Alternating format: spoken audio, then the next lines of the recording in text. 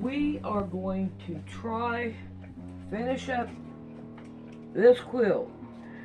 So I'm going to take all the pins out of it, and I'm going to cut it all the way around, and then I'm going to fix the binding on it.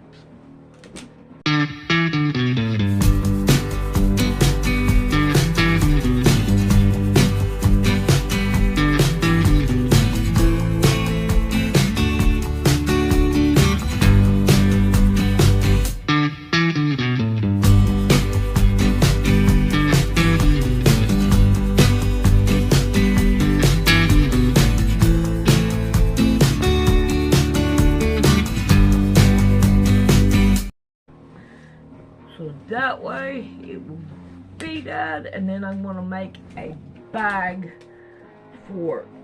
So first thing I'm going to do is try to take all these pins out.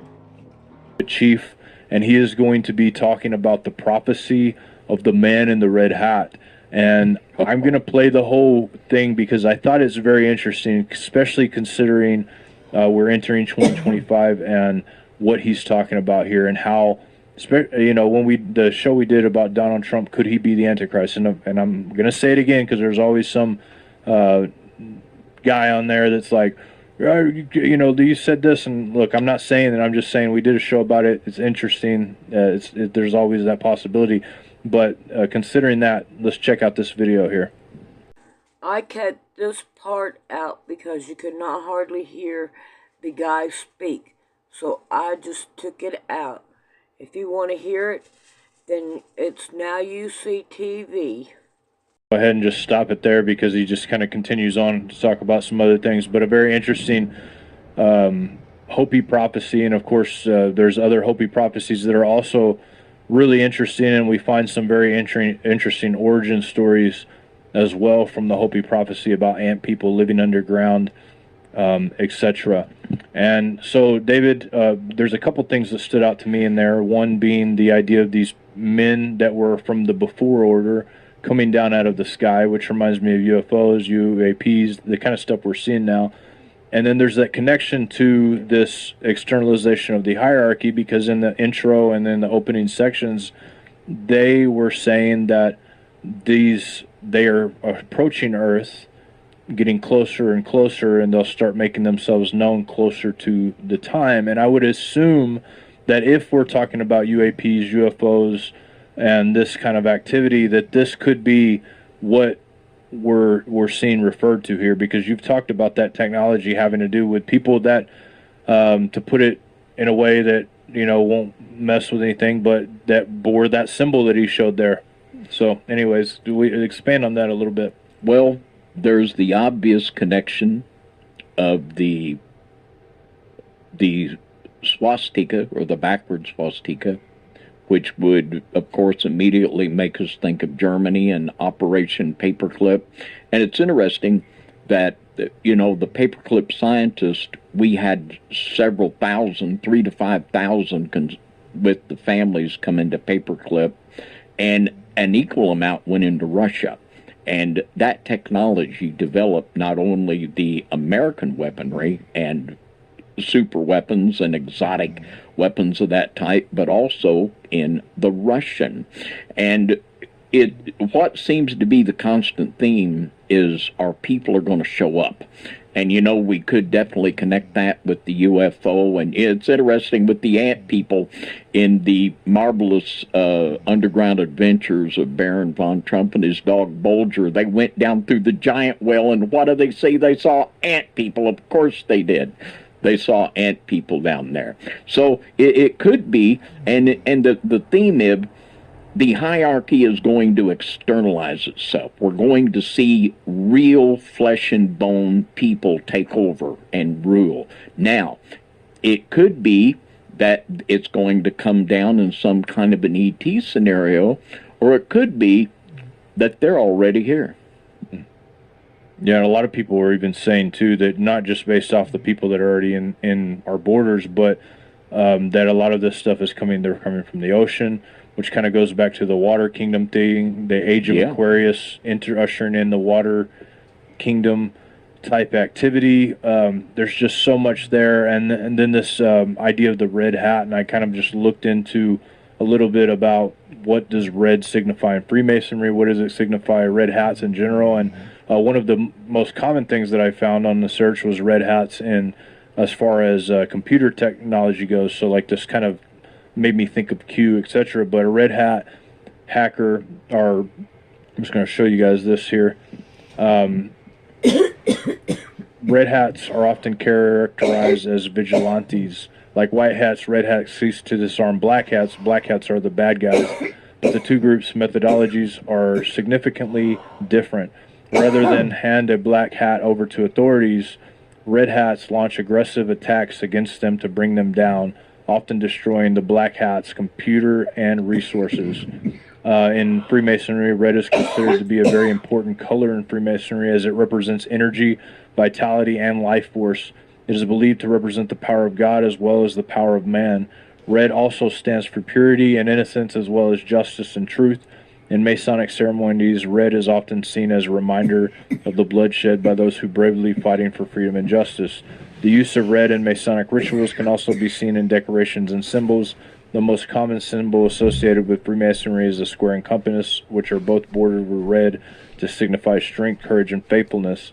Other Masonic symbols, such as the all-seeing eye, are also usually surrounded by a deep red border or made entirely from this powerful hue to represent vigilance and strength against evil forces. And this is from esotericfreemason.com. So there's this idea of battling against the dark forces, and I think that if you look at if a lot of people, when they heard that red hat, they were thinking, man, Trump wears a red hat. This seems to coincide.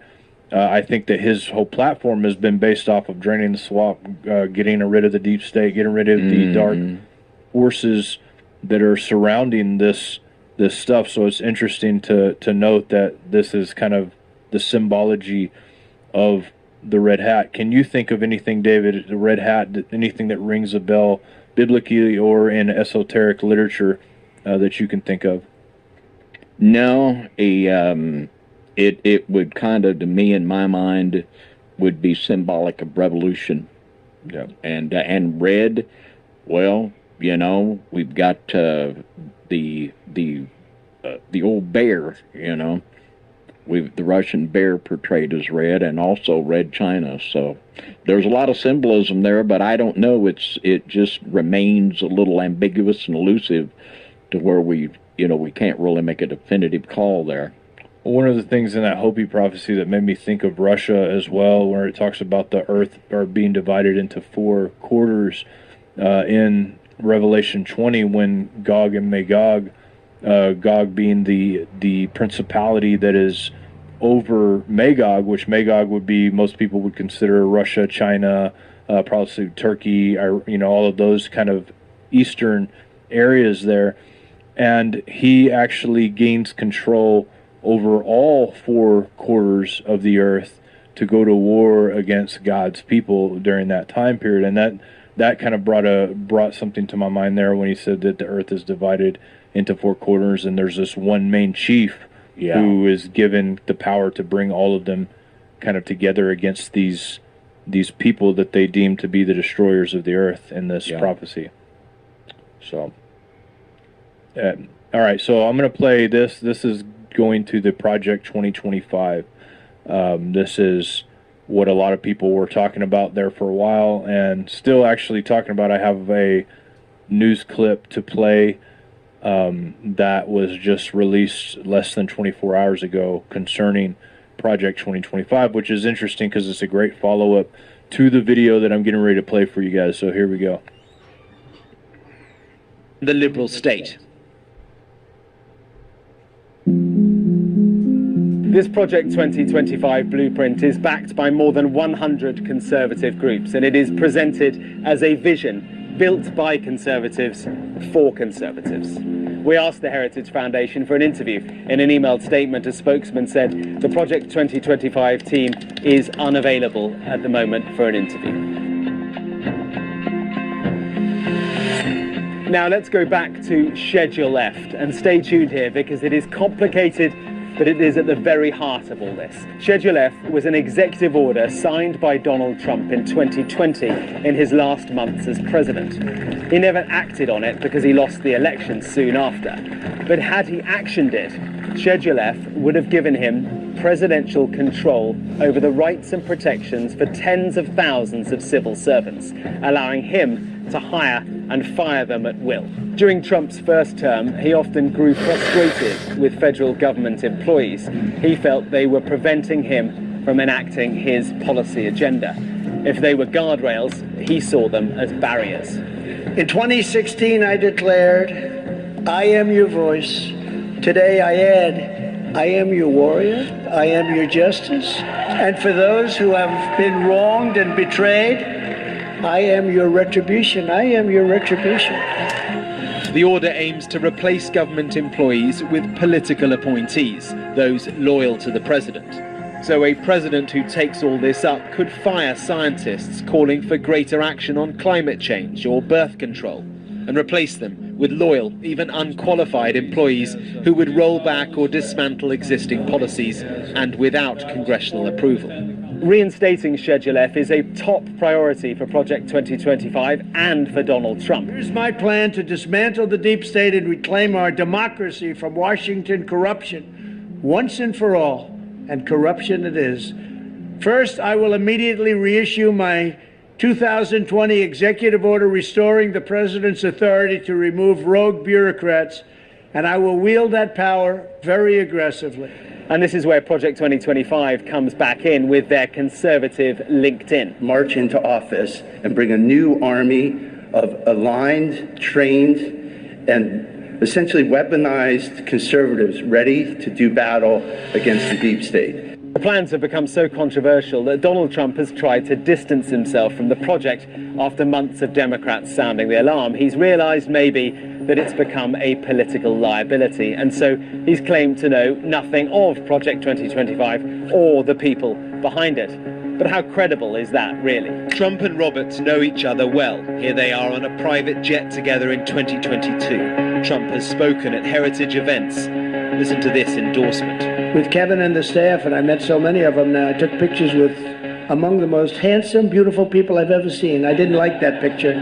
If you could lose that picture, please, would you, Kevin? But this is a great, no, he says I won't do that. This is a great group, and they're going to lay the groundwork and detail plans for exactly what our movement will do and what your movement will do when the American people give us a colossal mandate to save America, and that's coming. Yet, at a rally in Michigan this summer, he said this. Like some on the right, severe right, came up with this Project 25, and I don't even know.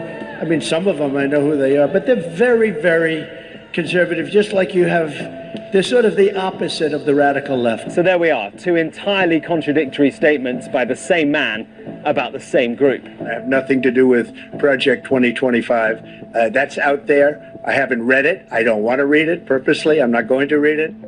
It does seem clear, though, that many of Project 2025's policies do overlap with Trump's official policy proposals called Agenda 47. In a conversation with the tech billionaire Elon Musk on X, Trump said that he would dismantle the Department of Education if he wins the White House in November. And what I'm going to do, one of the first acts, and this is where I need an Elon Musk, I need somebody that has a lot of strength and courage and smarts. I want to close up Department of Education, move education back to the states. I think you're making a good point.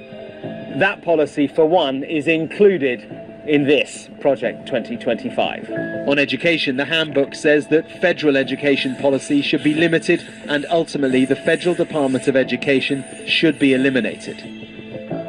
The president of the Heritage Foundation has praised what he sees as the dovetailing of Project 2025 and Trump's Agenda 47, saying the overlap is tremendous. When asked for his reaction to Trump's dismissal of Project 2025, he said, well, I think that's the sign of a great leader who understands that he's in a terrific political news cycle. So no hard feelings from any of us at Project 2025 about the statement, because we understand that Trump is the standard bearer and he's making a political, tactical decision there. At least 140 people linked to Project 2025 served in some form in Trump's last administration. Reporters for two investigative organisations called Documented and ProPublica have obtained 14 hours worth of private training videos for Project 2025. They found that 29 of the 36 speakers in the videos have worked for Trump in some capacity. Hello, my name is Jeff Small. I was a presidential appointee in the Trump administration. I am a former political appointee in the Donald J. Trump administration. I served as the Assistant Secretary for Public Affairs at the Department of Homeland Security, and I was also a spokesman at the Department of Justice. And you stayed until the final hour. Yeah. Shocking that I made it. Yes. It's amazing. The spin is that this is an agenda overwhelmingly popular among conservatives. In these rallies among Trump's base, many of the policies seem popular enough, but beyond here, well, not so much. The question, unanswered for now, is whether Project 2025 really does form a blueprint for a Trump second term. If he wins, and it does, well then America will need to brace for fundamental political and societal change. All right, so keeping in mind what he said there, Trump said about that, we're going to watch this video. This was just released less than 24 hours ago. President and CEO of Media Matters. Angelo, voila. It turns out the Trump administration is full of Project 2025 people. Tom Homan, his pick for border czar, was a contributor. John Ratcliffe, Trump's nominee for CIA director, contributor. Brendan Carr, Trump's pick to run the Federal Communications, contributor, wrote the chapter on the FCC. Pete Huckstrop, his pick for ambassador to Canada, contributor. And Stephen Miller, his pick for deputy chief of staff for policy, contributor. And Russ Vought, of course, obviously. And then I will add the person who put together this personnel database that he's putting together, John McEntee, also tied to it. Your thoughts? Yeah, I mean, I think part of the reason why it's important to note that their denials didn't hold up and that they're beginning to implement this is that it's so much bigger than that policy book. You know, Project 2025 was really the professionalization of MAGA. And it was designed to sort of, squeeze as much juice out of the orange out of that first year, not to implement their policies, but to literally shock the system so that they have smooth runway after that, to basically subdue all and eliminate all of the safeguards and norms that would typically prevent or slow down or be speed bumps in sort of undermining democracy or misusing the government or all sorts of other things. And so this latest example is, you had the policy book, which was all the ideas, the aspirations of Project 2025. So now we can use the validation that they're moving forward with it to figure out where they're going. And here's where they are. The other part of it was the personnel database. And it's not just the names that are going to be talked about in the news. It's going to be hundreds or thousands of individuals. And that was really always the tell, is that it didn't matter whether or not they disavowed Project 2025. The fact is, all the personnel that Trump could have hired were already part of that project. They had been pre-vetted. They had been determined where they'd be maximally slotted in. The personnel is policy, and those are going to be the people that implement it. And now tonight with the news about Russ Vought, it's worth noting that he wrote a piece of Project 2025 called The Playbook, which was designed to be kept private. It was the first 180 days look like. It's the compilation of all the executive orders, all the internal instructions for agencies, all the legal memos that are required to sort of legitimize or validate instructions. It is going to be the full-scale implementation of what everybody was talking about in the summer that they didn't want to happen, which was Project 2025. So there you have it. So Project 2025 is very much a big part of what's going to happen. I haven't read the Project 2025. I think it's interesting. A couple things that stand out to me is I remember a speech Donald Trump gave that calling all Christians to vote. He said, if you vote this time, you'll never have to vote again. I'll fix everything. You'll never have to vote again. This will be the time when you do that. Now, also, when I hear about this Heritage Foundation, I could be wrong in this, but I would assume that they're connected with the mandate, the Seven Mountain Mandate movement. I'm not 100% sure if they are or not, but it reminds me so much when you look in the Bible and you talk about the harlot that rides the beast and sits on the seven hills or the seven mountains, and it just reminds me so much of this group that kind of gets pulled into this. When you see this stuff, David, obviously on the outside, to me, when I look at this, if I didn't know better, if I didn't know that, or let's put it this way, if I didn't have my opinions, I would think this is great, because these people are Christian people. They're trying to push a certain agenda. They're trying to clean up the education system, which is something that has to happen. It has to happen. The education system is a place that I've been saying it for years. You know, when Trump first got elected, I didn't understand why he didn't change the education system, because we just keep breeding these consistent, I'm not calling the kids failures, but failure of the system. This system's failed us in major ways, all the way from the bottom up. And so it sounds really good. The idea of making our money something great again sounds really good. There's all of these things about 2025, especially if you read books like this, if you read the stuff, the idea of what they believe this new age to be, which is the vanquishing of evil. There's a lot of really good sounding stuff there. When you see this stuff, David, what do you think of prophetically? Does this ring any bells, like as far as the way that the beast system is going to be perceived, maybe, or is there a time spoken of to where God's going to restore America? So, what do you think, David? I'm not going to give an opinion because I don't know. I've seen the testimony of Donald Trump saying that he's a believer now. He's changed his opinion since being shot. There's that possibility that wants to shine forth in my heart that maybe he is a changed man and God's going to use him to bring the righteous to shine again, right? To shine in our country, and he's going to vanquish the wicked, and we're going to see prophetic things where that the wealth of the wicked is going to be transferred to the righteous. Everybody wants to see that. Another thing that I didn't even mention about 2025, this is a Jubilee year, right? According to the Jews and according to the Catholic Church, this is a Jubilee year. Also, according to the Essenes, Jubilee starting. And so a lot going on here. David, I want to get your kind of full scope take on this. What should we do as believers? Should we be looking out for things? Should we be paying attention? Let's hear it. Well, something that bothers me is Donald Trump's lying. He's lying through his teeth when he says he doesn't know Kevin Roberts. He doesn't know what the Heritage Foundation is, or even who these people are. That's a lie. The Heritage Foundation has been one of the most powerful conservative think tank groups. It was way before even his first administration. He knows who these people are. He knows them personally. That's a lie. And when he says he doesn't know what Agenda 2025 is, that's a big porky. He knows what it is, and the only reason he's definitely lying, my question is, why is he lying? Why does he want to distance himself from this 2025 agenda?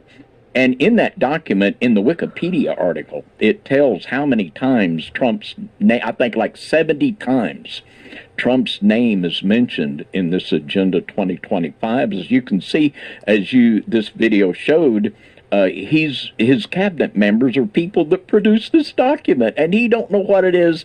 That's a porky. He's lying, but the question is, why is he lying? Now, though, in 2019, and you mentioned the Seven Mountain Mandate, which is an extremely aggressive right-wing conservative movement that gets over into the religious aspect. And in 2019, Netflix produced a documentary, or they aired a documentary, I don't think they produced it, called The Family. And in this, it went into detail about how right-wing conservatives have a secret society that operates right out of a building on K Street, that, they operate like a secret society, and it's not very pretty. And most believers, when they think of secret societies and dirty deeds done dirt cheap, we think of the left. They're so obvious, going along on their little yellow school bus, but we won't even consider the fact of what's behind the curtain over here on the right side. And the fact that there's obviously things here concerning 2025 that Mr. Trump's not being honest about, that troubles me. Why is he lying? And I don't have it all figured out yet. But, our last time we discussed Mr. Trump, I haven't changed. The Bible says to pray for our leaders, and I pray for Mr. Trump, and I will continue to. But I'm not a glass half full guy concerning the true heart and the drive of what's coming. I just have to remain skeptical. It doesn't feel good to me. That's all I'm saying. It just doesn't feel good to me. And I would add to this too that there have been many times throughout history that men of God who study prophecy, who study the Bible, have believed that we are coming to a point in time to where things are going to shift. And a lot of people have predicted the coming age at certain periods, and it hasn't come to pass. So if history serves us correctly, nothing will happen in 2025. But there's a lot of things going on. We're at a point in time now to where we're truly able to be monitored. Everybody in the world just about is able to be monitored. They're coming out with digital currencies. Things are definitely shifting in favor of technology. The Elon Musk is getting ready to be placed in a position of power, and he is on the cusp of the technologies that a lot of people very, very much fear, including him. According to his own testimony, he fears. So there's a lot going on. There's, talks about this date going from historians to people who look at the signs and the stars to people who are prophecy people, etc. There's just so many things concerning this date that I felt like we had to at least bring it forth. As I suggested in the last broadcast we did about these type things, I would say that always pay attention. Don't jump on emotion. Don't go with your first emotion based on that. Don't attack and be on the narrow path. The Bible says not to go right or left, to be on the narrow path, and to be wise about things. Know what's going on before you act on anything. And with that being said, to love one another. The Bible says that this is how we show that we're his disciples, the love that we have for one another. When he separates the sheep from the goats in the final day, according to Matthew, he separates them, and the ones who helped the poor, who helped the needy, visited those in jail, who did the things that were actually helping mankind, he said, you did those things, it's like you did it for me. I was the one that you helped. It was me. And a lot of people maybe have done all of these powerful works in God's name. They think, they've moved major crowds, they've cast out demons, they've done these things. And Jesus says, people are going to say, we've cast out demons in your name. We've done all of these things. And he's going to say, depart from me, you workers of iniquity. I didn't know you. And he gives the example, you didn't do any of these things for me. And so, look, we have to really understand what our scope here is as humans. What does God want from us? What does it take to be his hands and feet? And you'll find that the Bible is very clear on what that is. It's to love one another. All of the laws of God hang upon loving others and loving God. And so when we follow God's law and do what he allows us to do, and we are covered by the sacrifice of Jesus, because Jesus is not just an ascended master. What he is he's the King of Kings. He's the Master of Masters. He is the high priest who stands before us to be able to offer sacrifice for. Alrighty, the size is 56 by 63. I think it turned out really pretty. Now I'm going to put the rest of Now You See TV on the other channel, and we're going to make a bag for it. Alright, I hope y'all enjoyed. We'll see you later.